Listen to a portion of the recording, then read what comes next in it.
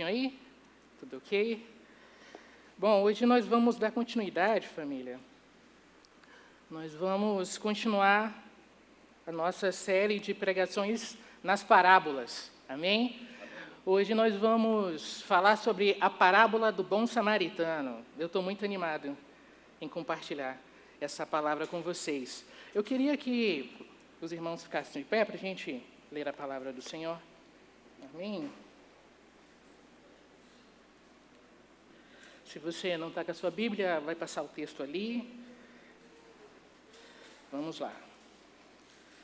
Certa ocasião, um perito da lei levantou-se para pôr Jesus à prova e lhe perguntou: Mestre, o que é preciso para herdar a vida eterna? O que está escrito na lei? Respondeu Jesus. Como você a lê? Ele respondeu: Ame o Senhor, o seu Deus, de todo o coração, de toda a sua alma, com todas as suas forças e de todo o seu entendimento, e ame ao seu próximo como a si mesmo. Disse Jesus: Você respondeu corretamente, faça isso e viverá.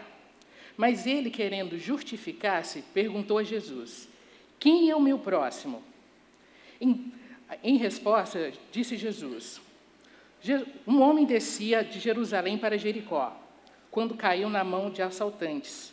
Estes lhe tiraram as roupas, espancaram e se foram, deixando-o quase morto.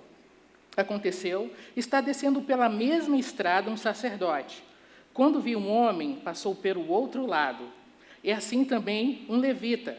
Quando chegou ao lugar e o viu, passou para o outro lado. Mas um samaritano, estando em viagem, chegou onde se encontrava o homem. E quando viu, teve piedade dele. Aproximou-se, enfaixando-lhe as feridas, derramando nelas vinho e óleo. Depois colocou sobre o seu próprio animal, levou-o para uma hospedaria e cuidou dele. No dia seguinte, deu 2 denários ao hospedeiro e lhe disse: Cuide dele. Quando eu voltar, lhe pagarei todas as despesas que você tiver. Qual desses 3 você acha que foi o próximo do homem que caiu na mão dos assaltantes? Aquele que teve misericórdia dele, respondeu o perito da lei. Jesus lhe disse: Vá e faça o mesmo. Pai, nós te louvamos pela tua palavra bendita, que o Senhor leve nessa noite a nossa mente cativa, Senhor, que o Senhor nos traga a revelação da tua vontade, nos traga entendimento, que nós possamos ser uma igreja que tenha sede de conhecer a tua vontade e sede de viver a tua vontade, Pai. Que o Senhor possa nos guiar nessa noite, em nome de Jesus. Amém. Vamos lá, família, vamos lá. Eu queria começar mostrando uma imagem para vocês. Essa imagem, só vai reconhecer essa imagem quem for bem antigo, de crente. Alguém reconhece isso aqui? Alguém reconhece? Caixinha de promessa. Rapaz, isso aqui era um tempo que a televisão queimava, porque o pessoal botava copo em cima. Rapaz, esse aqui era um tempo diferente, onde a igreja vivia de uma forma diferente. Digamos assim, nós tínhamos certos costumes, a Bíblia aberta, né, em algum lugar da casa. Talvez você ainda tenha esse costume, mas antigamente era como se fosse um amuleto, né? E eu estava pensando sobre isso, porque nessa época, as pessoas que tinham essa caixinha era o seguinte: você estava vivendo alguma coisa na sua vida e você ia lá falar: caraca, eu preciso que Deus fale comigo. Deus, fala comigo, Senhor, preciso ouvir tua voz. Aí ela abria a caixinha assim, fechava o olho e: Senhor, é agora, estou sentindo o Senhor nesse local. Aí abria lá e tinha a palavra que ela queria. E eu fiquei pensando, quando eu estava preparando essa palavra, se hoje em dia nós talvez não façamos a mesma coisa. Por quê? Quando nós lemos a palavra sem buscar o que a palavra quer dizer, sem olhar o contexto da palavra, você pode ler a palavra e buscar entender o que o seu coração está buscando. Então, você lê a palavra, se você estiver buscando dinheiro, você fala: rapaz, esse texto aqui é sobre dinheiro, hein? Deus está falando que vai abrir as portas do trabalho para mim. Eu estou achando que essa semana eu vou entregar uns currículos. Quando você lê a palavra sem buscar o que a palavra quer realmente dizer, ainda mais se o seu coração, se você estiver passando por alguma situação, Você vai ser direcionado pelos seus desejos para ler o que a palavra, para entender o que você quer da palavra. E por que eu estou falando isso? Esse versículo, essa parábola, perdão, do bom samaritano é um dos textos mais distorcidos da Bíblia. Mais distorcidos. Inclusive, eu estava pesquisando algum material essa semana, a capa da revista, a capa da Carta Capital, olha aí, trava-língua, né? A capa da Carta Capital desse 1º de junho é um pastor que é conhecido por fazer trabalhos com pessoas de rua, e a capa da Carta Capital é assim, o bom samaritano. Então, essa passagem não foi só usada por uma vertente política ou por uma vertente de que falasse, não, isso aqui fala sobre o pobre. Olha como é que a gente tem que ajudar o pobre. Olha como é que a gente, quando passar por um mendigo, tem que dar uma esmola. Porque você está buscando dentro desse texto isso, mas não é isso que esse texto fala. Quer ver outro exemplo, onde a gente distorce? 1 Coríntios 13. Todo casamento, né? Amor, é o amor e tal, vamos lá. Não é sobre isso que o texto fala. O texto está falando sobre divisão na igreja. E aí Paulo entra no amor.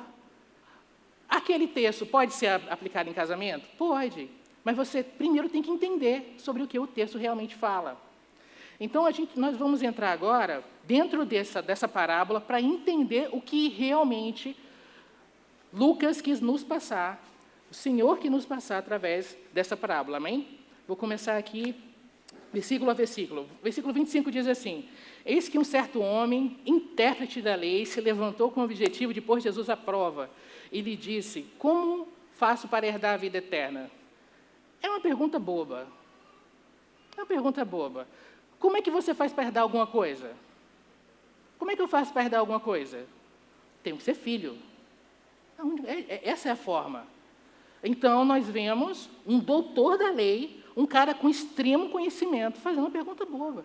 Senhor, como é que eu faço para herdar? E esse termo herdar era algo comum naquela época, era algo que era usado comumente. Tanto que o que o jovem rico perguntou? Senhor, como é que eu faço para herdar a vida eterna? Era um termo comum. Então, por que um perito da lei chega, mesmo com todo o seu conhecimento, para aquele jovem rabino e pergunta, Senhor, como é que eu faço para herdar a vida eterna? Porque aquilo era uma realidade nos meios daqueles que estudavam a lei. Era uma realidade daqueles homens, dos fariseus, dos escribas. Esses homens estavam sempre buscando algo para garantir a sua salvação. Quer ver um exemplo? Esses homens criaram mais de 700 leis sobre o que comer e o que não comer no sábado, sobre o que é trabalho e o que não é trabalho, sobre o que é trabalho e o que não é trabalho no sábado. 700, só para dizer, ó, isso aqui é trabalho, isso aqui não é trabalho, isso aqui é trabalho, isso aqui não é trabalho. Então, eram homens que estavam o tempo todo procurando fazer assim, cara, a gente vai ter que afunilar, vamos afunilar isso aqui? Para a gente garantir que a gente é salvo? Então, a gente vai criando perguntas e questões para a gente chegar num ponto que a gente, cara, eu estou salvo. Porque eu guardo ali, porque eu não faço isso no sábado. Então, foi com esse coração que ele chegou no Senhor. Foi com o coração assim, eu preciso de mais um pontinho aqui para saber como eu garanto a minha salvação. E é muito interessante, porque quando você não tem um relacionamento com o Senhor, você não se sente conectado com Deus, você não se sente salvo, você se apega a ritos para que você se sinta bem. Quer ver um exemplo? Eu estava até conversando com um amigo meu que está aqui, o Adriano, ele foi visitar e eu estava falando sobre ir ao culto. E tem vezes que você se sente culpado por não ir ao culto. Digamos, tem um almoço na sua família. E você, caraca, almoço da minha família, cara, faz um tempão eu não vejo, mas e o culto, cara, eu vou faltar ao culto. Ah, meu Deus, o culto, o que eu faço, almoço com a família e tal. Eu sei da sua responsabilidade com o culto de domingo. Mas nós temos que sondar o nosso coração se o culto do domingo não é um sinal de que somos salvos. Então, quando eu vou no culto do domingo, eu estou bem com Deus. O resto da semana está tudo tranquilo, mas o culto do domingo é mais um pontinho para mim se sentir bem com Deus. Então, se eu não vou no culto do domingo, fico temeroso. Ah, meu Deus, será que eu estou bem com Deus? Porque a minha semana não reflete o meu relacionamento com Deus. que reflete o meu relacionamento com Deus é o domingo. Então, se eu faltar no domingo, talvez eu esteja com problema com Deus. Vocês entendem? A gente pode ficar pegando algo que é bênção, que é algo que é maravilhoso estar com os irmãos, como o pastor disse, e você pode pegar isso e tornar só uma pedrinha ali para você garantir a sua salvação. Não, eu fiz aqui, então eu estou ok. Isso acontece porque a gente tem algumas dificuldades na nossa caminhada com Deus. Não quero tomar muito tempo de vocês, deixa eu dar continuidade aqui. Então, Jesus lhe perguntou, o que está escrito na lei? Como você entende? Eu estava estudando, fizeram para Jesus 583 perguntas. 583 perguntas. Das 583 perguntas, 4 ele respondeu diretamente. 4. Todas as outras ele respondeu ou com uma parábola, ou com outra pergunta. E por que isso? Assim, quando você vai estudar e você vai ficando maravilhado com a mente do Senhor. Hoje, o que a filosofia chama de maiêutica de Sócrates. É a arte do parto. Que é o que é isso? Em vez de você dar a resposta para a pessoa, você dá uma pergunta e faz ela começar a pensar. E aí ela vai amadurecendo, e você vai alimentando, e ela chega à conclusão dela sozinha. Então, nós vamos ver que, no final, o estudante da lei aqui, né, porque tem algumas versões que falam intérprete da lei, advogado, ele chega à conclusão dele sozinho. Então, nós vemos Jesus levando esse homem a chegar às suas próprias conclusões. Isso ele respondeu. Jesus fez a pergunta, né? O que você entende, né? O que você entende? Como é que você faz para ser salvo? Ele respondeu, ame o Senhor, seu Deus, de todo o seu coração, de toda a sua alma, com todas as suas forças e de todo o seu entendimento, e ame ao próximo quanto a si mesmo. E você tem que entender que esses estudiosos, eles tinham memorizado todo o Pentateuco, a Torá. Dentro do Pentateuco, existe uma quantidade gigantesca de lei, gigantesca, de muita lei. E mesmo assim, ele conseguiu dar essa resposta concisa, ele conseguiu olhar tudo aquilo e resumir em 2 coisas. Então, nós vemos que era um cara inteligente, ele deu a resposta correta. O problema dele não era não saber a resposta. E quando eu penso nisso, eu vejo que muitas vezes o nosso problema não saber a resposta. A maioria das vezes a gente sabe o que fazer. Maioria das vezes. Você ora fazendo uma pergunta para Deus que você já sabe a resposta. E por que uma pessoa que já sabe a resposta continua fazendo a pergunta? Por que uma criança fala assim, mãe, me dá, mãe, me dá? A mãe, não, e vai. Porque ela tem a esperança que a resposta mude. Então, você vê que muitas vezes nós repetimos, insistimos, assim como ele aqui, está insistindo numa pergunta que ele já sabe a resposta. Ele sabe a resposta, mas por que ele continua? Porque ele quer uma resposta diferente do que ele já tem. Porque a resposta ele já tem, ele respondeu. O que Jesus fala para ele? Jesus fala assim, você respondeu corretamente, faça isso e viverá. E aí nós vemos um pouco aqui, o que nós comentamos até na última aula, na penúltima aula da nossa escola bíblica, que é a ortodoxia e a ortopraxia, né, que nós comentamos na nossa aula. Porque o que eu estava comentando com os irmãos? Queridos, vou fazer só 2 perguntas rápidas. Quem aqui tem mais de 5 anos de convertido, levanta a mão. 5 anos, ok. Quem tem mais 10 anos de convertido, levanta a mão. Imagina o tanto de conhecimento que você teve nesse tempo de caminhada. Você é um cara que ouviu muita pregação. Você foi um cara que ouviu muita exposição da palavra, certo? Digamos que essa é a sua linha de caminhada com Deus. E eu tenho uma linha aqui em cima, que é o seu conhecimento de Deus. Vai passando um tempo, que a sua linha vai indo, você vai caminhando de conversão, e essa linha de conhecimento vai subindo, correto? O correto era o quê? As 2 linhas subirem juntas. Quanto mais conhecimento, mais eu vivo, certo? Mas vai passando o tempo, eu estou aqui, eu não saio daqui, é o patamar aqui, ó, planozinho. E meu conhecimento é assim, ó. Eu tenho falado com os alunos da escola, cara, quanta coisa a gente tem aprendido. Gente, tem sido maravilhosa a escola. Cada irmão tem compartilhado, cada irmão tem falado o que pensa, e a gente tem agregado, e a gente sai na aula assim, cara, caramba, isso é muito maravilhoso. A gente tem aprendido muito de Deus. Só que o meu aprendizado, ele vai mudar essa linha? Eu vou continuar. Passa uma semana, passa um culto, passa um mês, e aqui, ó, eu aqui, ó. Minha mão está tremendo, né, gente? Opa.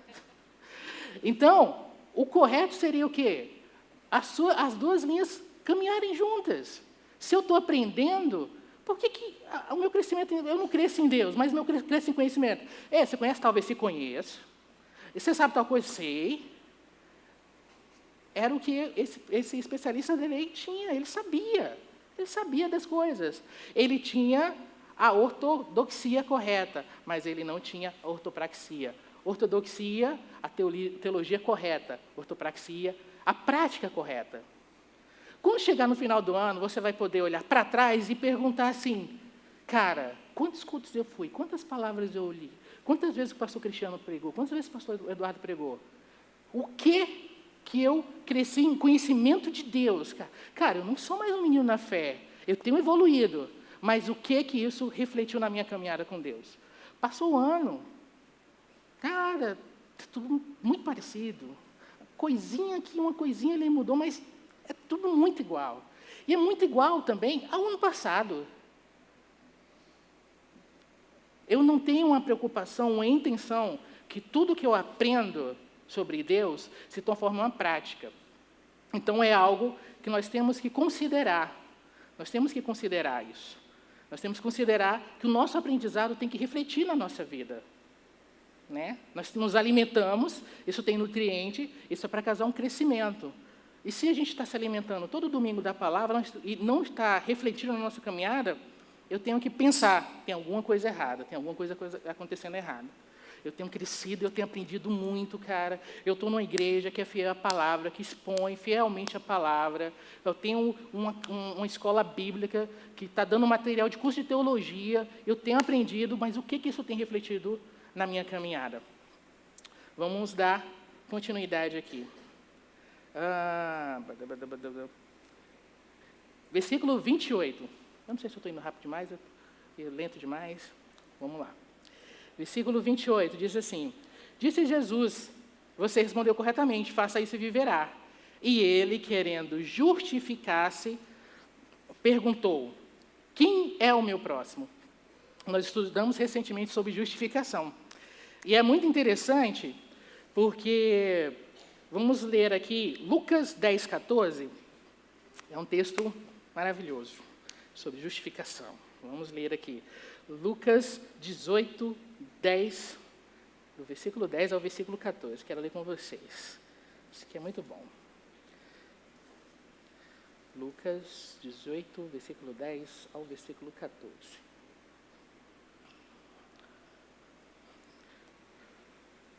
Dois homens subiram ao templo para orar. Um era fariseu, muito próximo a esse estudante da lei, muito próximo a esse intérprete da lei, e o outro era publicano, um pecador. O fariseu orava em pé. Ele orava em pé. Ele orava no seu íntimo. Deus, eu te agradeço porque eu não sou como os outros homens. Eu não sou igual a eles, eu sou melhor que eles. Ladrões, corruptos, adúlteros, nem mesmo como esse publicano aqui do meu lado. Eles estão aqui, eu estou aqui, eu sou melhor. Eu jejuo 2 vezes por semana, jejuo 2 vezes, dou meu dízimo de tudo que eu ganho. Mas o publicano ficou à distância. Ele nem ousava olhar para o céu, mas batendo no peito dizia, Deus, tem misericórdia de mim, porque eu sou pecador. Eu digo que esse homem, e não ao outro, foi para casa justificado.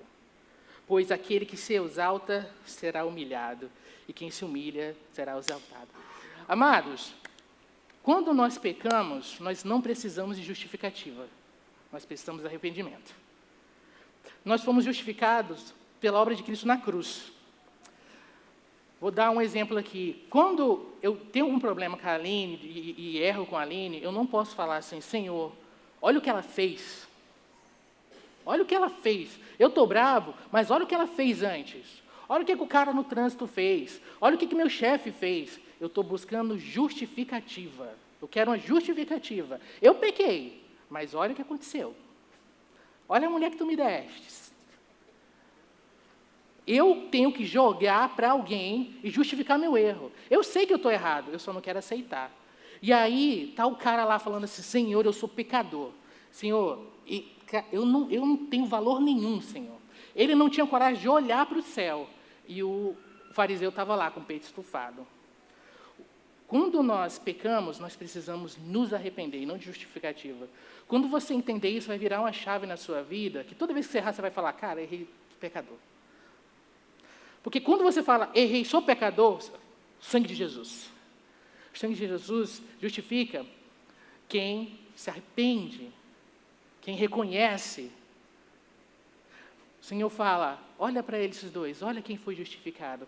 Porque esse que está falando, ele não foi justificado. Engraçado que D.A. Carson, em inglês, ele diz que o contrário da justificação é a autojustificação. Porque se você autojustifica, você não precisa que ninguém faça por você. Porque quem está se defendendo não precisa de defensor. Não precisa de defensor. Se você já está falando, mas eu errei foi por isso, eu errei foi por aquilo. Você fala, Jesus não precisa entrar nessa, você já está ali todo tentando se esquivar do pecado. Jesus, ele entra no caso e fala assim, Jesus, eu preciso do teu sangue. Eu sou um cara irado, eu sou uma pessoa lasciva, eu sou todo problemático. E eu não justifico o meu pecado. Não justifico. Meu pecado não é por causa do meu celular, meu pecado não é por causa da internet, meu pecado não é por causa da minha mulher, meu pecado é porque eu sou um lixo. Sou pecador e eu preciso do teu sangue todos os dias, Senhor. Preciso do teu sangue, é o teu sangue que me justifica. Nosso estudo sobre justificação foi maravilhoso, queridos. Então, vou continuar, mas ele querendo justificar, se perguntou, Jesus, quem é o meu próximo? Uma coisa, por que ele não perguntou como amar mais a Deus? Por que ele não falou assim, Senhor, como eu faço para amar mais a Deus? Como eu faço para amar o meu próximo? Ele te excluiu. O Deus da história, ele perguntou do próximo. Sabe por quê, queridos? Porque você acha que pode amar a Deus do seu jeitinho. E você está todo cheio no seu coração, achando que eu amo a Deus do meu jeitinho. Eu amo a Deus lendo a Bíblia de vez em quando, e de vez em quando, e Deus está satisfeito comigo. Eu não preciso perguntar como é que eu amo a Deus, porque eu sei como é que ama a Deus, porque eu amo a Deus. Meu pastor ama a Deus, eu amo a Deus também. Eu estou no culto lá nos domingos, vocês vão me ver lá, eu estou servindo, eu amo a Deus. Eu não preciso perguntar para ele como é que se ama a Deus. Mas por que eu preciso perguntar quem é meu próximo? Porque o amor ao próximo é uma forma externa da sua declaração de amor a Deus. Deixa eu ler o nome dele aqui, que eu esqueci do nome dele. Toussaint. Stanley Toussaint, ele diz que a forma mais clara de ver que um homem ama a Deus é o seu relacionamento com o próximo. É o seu relacionamento com o próximo. É a forma mais clara que você pode vir aqui, você pode levantar a sua mão e você pode cantar os louvores. E você pode fazer isso tudo aqui e sair daqui e não amar ninguém. Isso não te garante, não garante que a gente ama ninguém. Porque isso tudo é externo. Isso tudo garante que no meu interior que eu amo a Deus. Eu estava lá. Agora, como é que você ama o próximo só internamente? Eu posso amar Deus internamente, falar que eu estou orando aqui, trancado no meu quarto, mas como é que eu vou dizer que eu estou amando o próximo? Então, quando ele faz essa pergunta, ele fala assim, Senhor, eu não tenho problema com amar a Deus. Caraca, eu amo a Deus demais, mano. Daqui, Jerusalém, Jericó, eu acho que eu sou um dos que mais ama a Deus aqui. Pega aí essa galera aí, eu amo a Deus demais. Mas quem é meu próximo? Porque eu quero funilar. Nessa época, existia muita questão de tribos, de grupos. Desde o Antigo Testamento, na construção do tabernáculo, foram divididos. Galera, vocês cuidam da cortina, vocês cuidam do ouro, e depois veio a divisão das tribos. Então, existe em toda a Bíblia essa questão muito forte de divisões. Então, o que esse perito na lei estava perguntando, Senhor, o próximo é a galera, são os judeus da minha tribo, são os fariseus? Não pode ser todo mundo. Não tem como ser todo mundo. Porque se for todo mundo, não tem como fazer. Me diz aí, quem que é da minha família? Minha mulher? Pode ser minha mulher, meus filhos. Quem que é o próximo, Senhor? Quem que é o próximo? É nesse momento que Jesus conta a história do samaritano. Vou entrar aqui com vocês no versículo 30. Jesus prosseguiu dizendo: um homem descia de Jerusalém para Jericó e caiu na mão de alguns ladrões. Esses depois lhe tiraram a roupa e lhe causaram muitos ferimentos, deixando semi-morto. Existiam algumas formas de o perito da lei saber se aquele cara era um próximo ou não. Porque os grupos se vestiam de forma igual. Então, se você era fariseu, a galera do fariseu ali se vestia igual. É igual a turma de adolescente, o emo, tal, todo mundo se veste meio parecido. Essa é uma pessoa também. A minha esposa era emo, ela tem umas fotos bem bacanas. A galera se vestia igual, o pessoal se vestia igual. Então, o cara estava sem roupa, então já não era possível saber quem ele era pela roupa. E ele estava desacordado. Outra coisa que também era fácil você identificar se a pessoa era próxima a você, era se ele falava a mesma língua que você. Então, naquela época, se falava fenício, se falava latim, se falava hebraico. Então, não, eu vou perguntar para o cara aqui, então eu vou identificar se ele é um próximo meu. Só que o cara não podia nem distinguir pela roupa e nem pela fala. Aí o cara falou, pronto, como é que eu faço agora? Eu vou ou não vou? É meu próximo ou não é? E aí o que acontece? Por casualidade, um sacerdote estava descendo por aquele mesmo caminho e, vendo aquele homem, passou de largo. Gente, não é que... Ele passou longe. E aí, muito tempo atrás, eu tinha estudado sobre isso, e vendo algumas pregações, eu achava que ele passou de longe porque ele estava subindo para Jerusalém para servir. Deixa eu falar para vocês. As separações, como Davi ele organizou a questão do serviço no tabernáculo, naquela época existia mais ou menos 7.000 a 7.500 aproximadamente sacerdotes, né, na região. Dividindo isso por ano, você servia como sacerdote 2 vezes no tabernáculo. 2 vezes você servia ao Senhor ali. Então, aquele homem estava descendo e ele viu aquele homem ali no chão. Só que o que acontece? Desculpe. Por causa da lei, se ele tocasse naquele homem, ele teria que passar por um processo de purificação. Esse processo de purificação poderia levar 1 semana a mais. Durante o processo de purificação, ele não poderia receber dízimo, ele não poderia ter acesso a ninguém.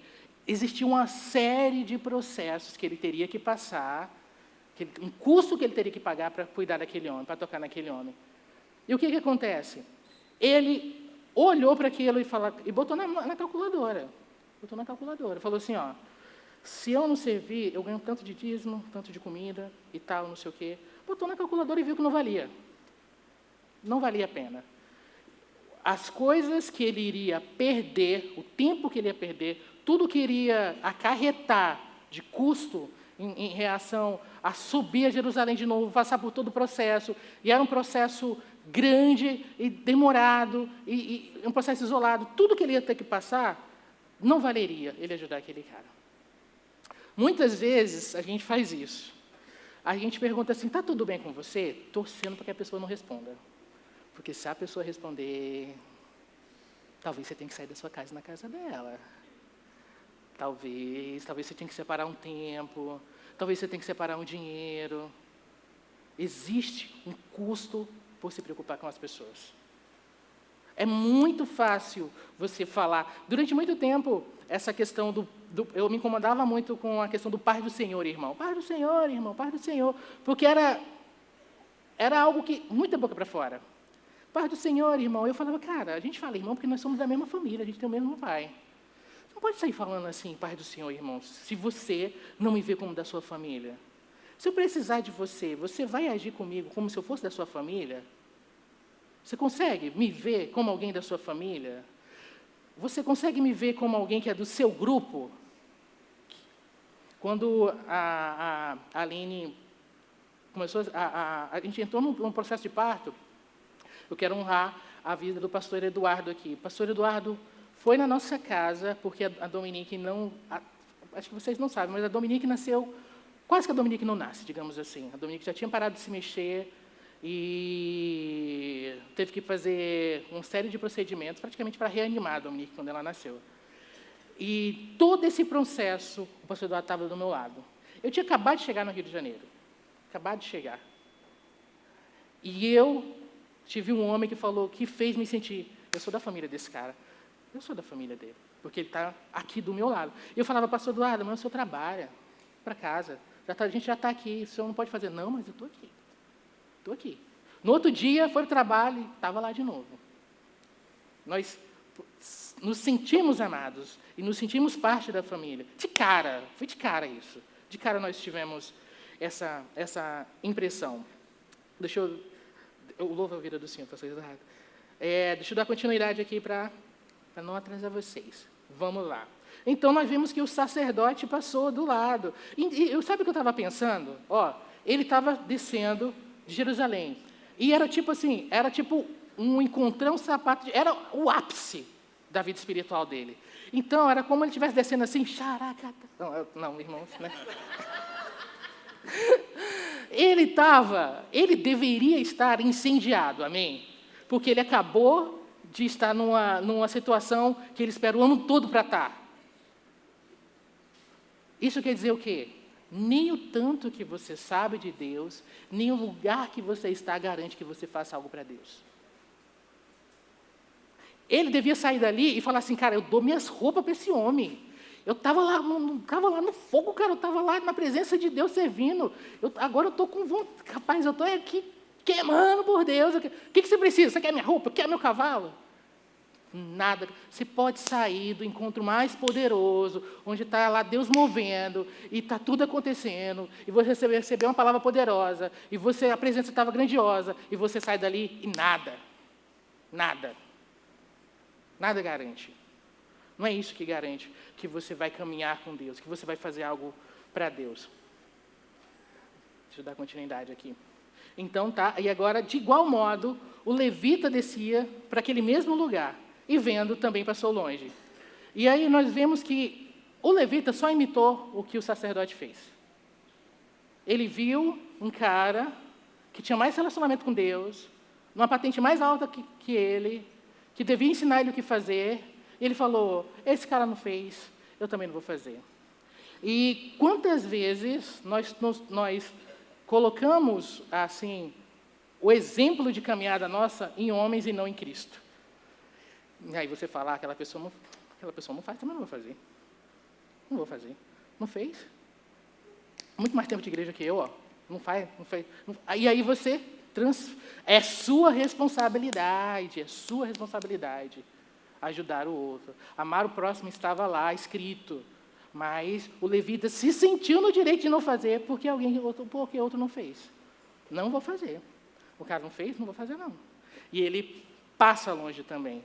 Talvez o sacerdote tenha visto o levita de longe e falado, rapaz, vou deixar que o cara faz. Ele não vai ter que passar por todos os ritos que eu. Então ficou assim, vai levita, vai sacerdote. E ele falou, não, eu não. E não deu em nada. E o homem ficou lá, jogado. Vamos para o nosso herói aqui, para o ponto central. Certo samaritano, que seguia em seu caminho, passou perto do homem e, vendo, compadeceu-se dele. Tem algumas versões que falou, sentiu misericórdia dele. Aproximando-lhe, fez os curativos nos ferimentos, aplicando óleo e vinho. Depois colocou aquele homem sobre o seu próprio animal e levou-lhe para uma hospedaria e tratou dele. No dia seguinte, separou 2 denários, entregou ao hospedeiro, dizendo, cuide desse homem, e se você gastar algo mais, farei o reembolso quando eu voltar. Pensa comigo, gente. O cara chegou, ele pegou o homem, certo? Coisa que ninguém fez. Levou. Ele poderia, cara, fiz, ok. Não sabia nem se o cara estava morto ou vivo. Tirou lá, levou na hospedaria, ok, fez a minha parte. Alguém cuida dele lá, alguém faz alguma coisa. Não sendo suficiente, ele já tinha cuidado dos ferimentos. Ele chega na hospedaria e dá 2 denários. 2 denários era o suficiente para pagar 2 semanas de estadia. Ele deu muito mais. Coloca aí para os dias de hoje. Vamos botar aqui um hotel barato no Rio de Janeiro. Coloca aí 2 semanas de estadia num hotel barato aqui no Rio de Janeiro. Só para vocês colocassem de como esse homem foi bondoso. Não em questão de valores, mas em questão de bondade. Depois disso, ele ainda falou, se o cara tiver mais algum gasto, eu volto e pago. Isso é um cheque em branco, amigos. Isso é um cheque em branco. Como é que ele faz isso? É um cheque em branco. O cara poderia fazer qualquer coisa, dizer qualquer coisa. Quem é que faz isso, a não ser por si mesmo? Quem é que faz isso pelo outro? Quem é que faz isso, a não ser que veja o outro a si mesmo? Ame o outro como a si mesmo. Muito interessante, queridos, quando a gente estava no sertão, a gente recebia muitas ofertas. Muitas ofertas. E tinha muita coisa que devia ter ido para o lixo e ia para missões. Muita coisa. Muita coisa. E eu lembro muito engraçado, eu montando uma cesta básica. E existem 2 formas de manter a cesta básica, tá, filhos? Filhos não, perdão, irmãos. Existem 2 formas de manter uma cesta básica. Existe uma forma de montar uma cesta básica para uma família que está com fome, ok? Que não tem nada. Então, olha o pensamento. Qualquer coisa que eu der para essa família, tá bom. Qualquer coisa. Pior arroz, pior feijão. Eu estou dando, cara, vai levantar a mão para o céu, porque eu estou dando aqui. E existe uma forma de montar uma cesta básica como fosse para você mesmo. E eu fico arrepiado nessa hora, porque quando você olha o próximo como a si mesmo, você não dá o que sobra para ele. Você compra o arroz que você come. Você compra o que é para você.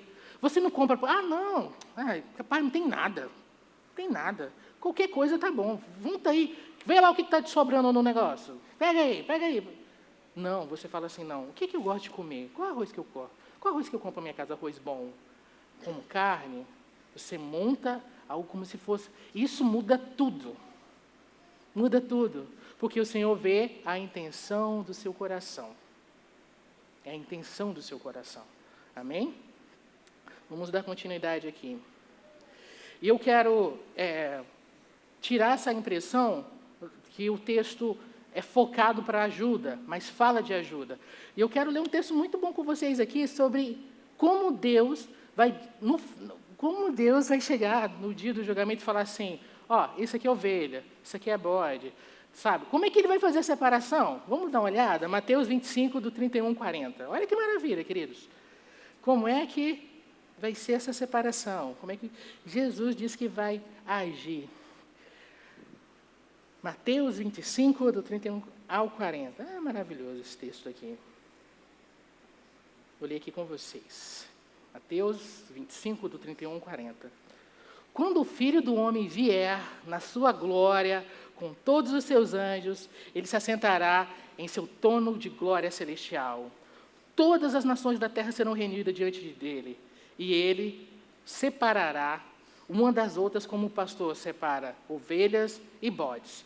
Colocará as suas ovelhas à sua direita e bodes à sua esquerda. Então o rei dirá aos que estiveram diante dele, venham, benditos do meu Pai, recebam como herança o reino que vos tenho preparado desde a criação do mundo. Pois eu tive fome e me deram de comer, tive sede e vocês me deram de beber, fui estrangeiro e vocês me acolheram, necessitei de roupa e vocês me vestiram. Estive enfermo e cuidaram de mim, estive preso e me visitaram. Então os justos responderão, Senhor, quando tivemos fome e demos de comer, ou com sede te demos de beber?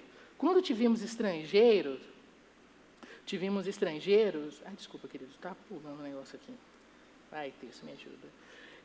Como tivemos estrangeiros e te acolhemos, ou necessitados de roupas e te vestimos? Ou quando tivemos enfermo ou preso e fomos te visitar? O rei responderá, digo a verdade, o que vocês fizeram a um desses menores irmãos, a mim fizeram. O Senhor está falando direita e esquerda, quem ajudou o próximo.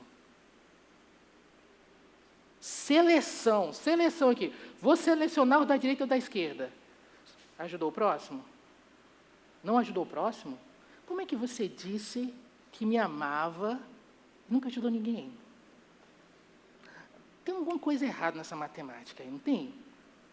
Você não está batendo. Como é que a palavra diz? Como é que você vai dizer que ama seu irmão, que você vê?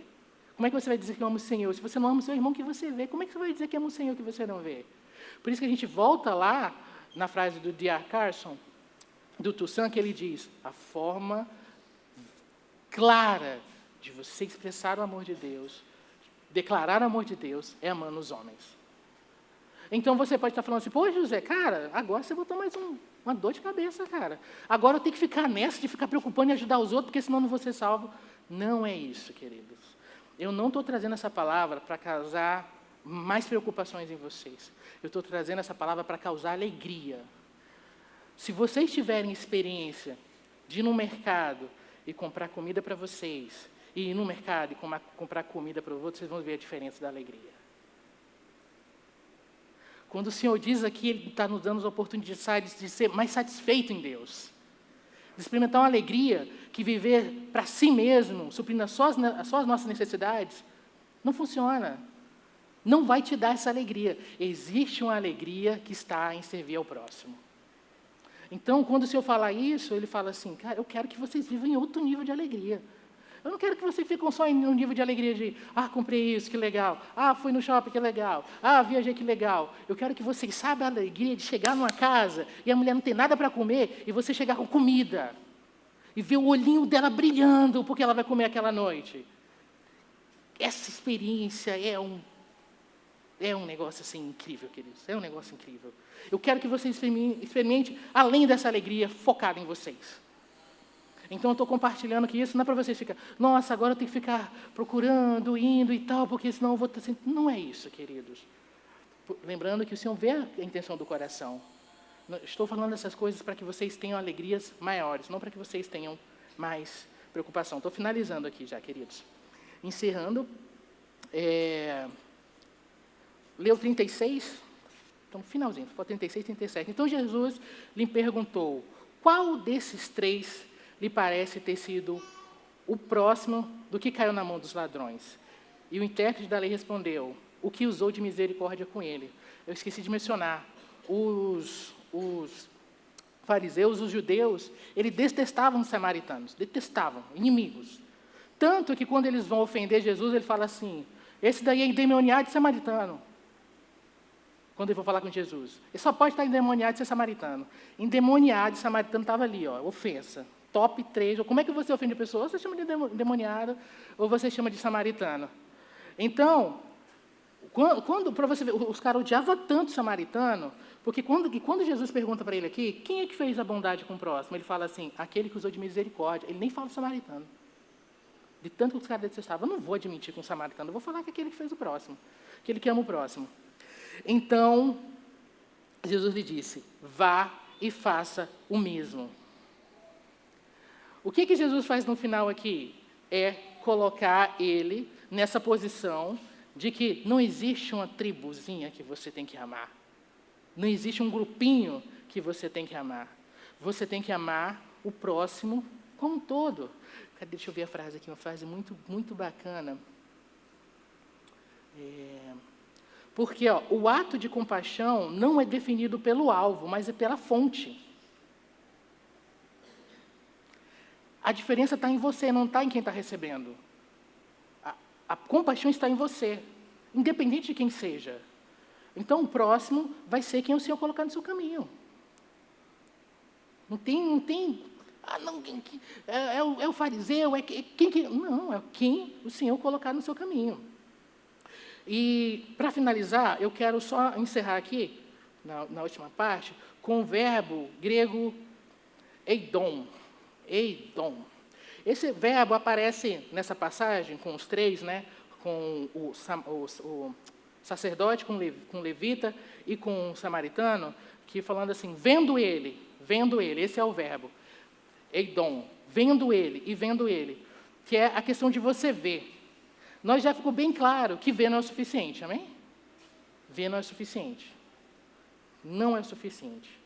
A gente precisa fazer algo além de ver, sabe?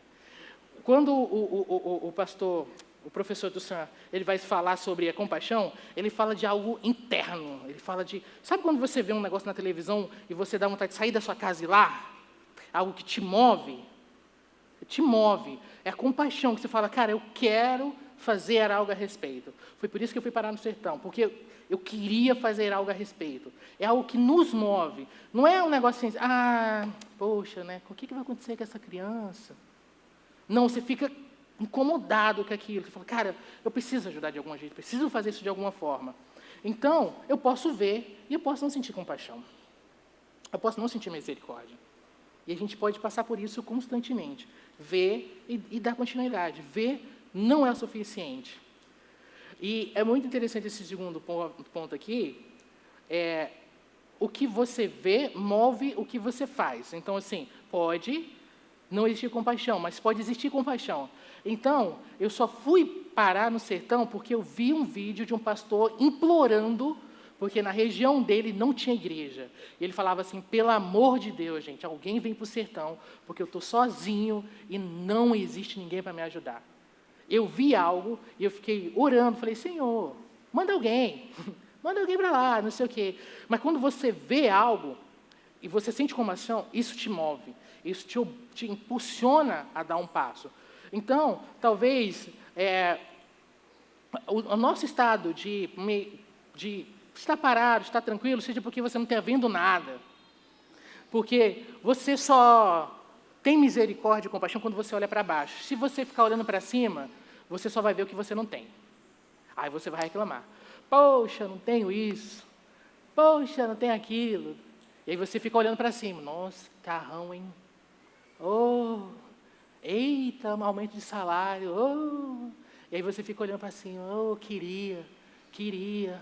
Poxa, queria tanto. Quando você olha para baixo, fala, caraca, olha o que eu tenho e eu não tenho. Olha como é que eu sou abençoado. Olha o que eu tenho. Olha como é que Deus tem me abençoado. A direção onde nós estamos olhando. Nós estamos olhando, muitas vezes, para a direção errada, o que nos deixa invejosos, em vez de nos encher de compaixão. E, para finalizar, você é determinado pelo que você vê. E eu queria abrir o último texto para vocês, que é Gênesis 3, de 1 a 6. Esse texto é muito interessante, família. Gênesis 3, de 1 a 6. E a gente finaliza por aqui. Gênesis 3, de 1 a 6. Vamos aqui ler para vocês. Mas a serpente, a mais astuta de todos os animais selvagens que o Senhor Deus tinha feito, disse à mulher, é verdade que Deus disse, não coma do fruto de nenhuma árvore do jardim? A mulher respondeu à serpente, do fruto das árvores do jardim podemos comer. Mas do fruto da árvore que está no meio do jardim, Deus disse, vocês não podem comer e nem sequer tocar, para que não venha morrer. Um ponto aqui interessante, só voltando a esse versículo anterior, é que Deus não disse que não podia tocar. Deus disse que não podia comer. Mas ela tinha entendido tão bem o perigo do fruto, porque ela já incluiu ali, não posso nem comer nem tocar, porque vai dar ruim. Ela tinha entendido a mensagem claramente. Então a serpente disse à mulher, é certo que vocês não morrerão, porque Deus sabe que no dia que vocês comerem, os olhos de vocês se abrirão, e como Deus serão conhecedores do bem e do mal. Vendo a mulher, eita, o que era mortal, vamos ver aqui, o que era mortal, que não podia nem tocar, vamos ver o que se tornou.